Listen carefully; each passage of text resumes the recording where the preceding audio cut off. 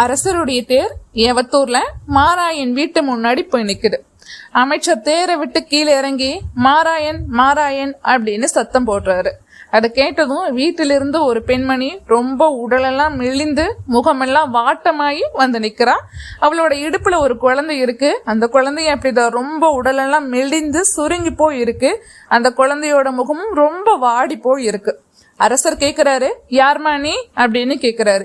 அதற்கு அந்த பெண் பதில் சொல்றா, நான் மாராயனுடைய பொன்சாதிங்க அரசே அப்படிங்கிறா.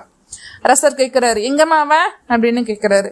அதற்கு அந்த பெண், கடந்த 1 மாதங்களுக்கு முன்னாடி காவிரியில வெள்ளம் வந்த போது என் கணவனான மாராயனும் நீங்கள் கொடுத்த 42 மாடுகளும் வெள்ளத்துல அடிச்சுட்டு போயிட்டுங்க அரசே அப்படின்னு பதில் சொல்றான். அதுக்கு அரசர், உன் நிலைமையை நினைச்சு நான் ரொம்ப வருந்துறமா. உன் கணவன் இறந்து 1 மாதம் இருக்குன்னு நீ சொல்ற, ஆனா கடந்த 7 தினங்களுக்கு முன்னாடி வரைக்கும் கோவில விளக்கு எரிஞ்சது. அதற்கு நீ என்ன பண்ண அப்படின்னு அரசர் கேட்கிறாரு. அதற்கு அந்த பெண் அழுது கொண்டே, அரசே அதை மட்டும் கேட்காதீங்க அரசே அப்படிங்கிறான். அதற்கு அரசர், நீ எதுக்கும் கவலைப்படாத, பயப்படாம பதில் சொல் அப்படின்னு அரசர் கேட்கிறாரு. அதற்கு அந்த பெண் பதில் சொல்றா, நெய்ய வாங்கி அனுப்பி வைக்கிறதுக்கு என்கிட்ட போதுமான பண வசதி இல்லை அரசே.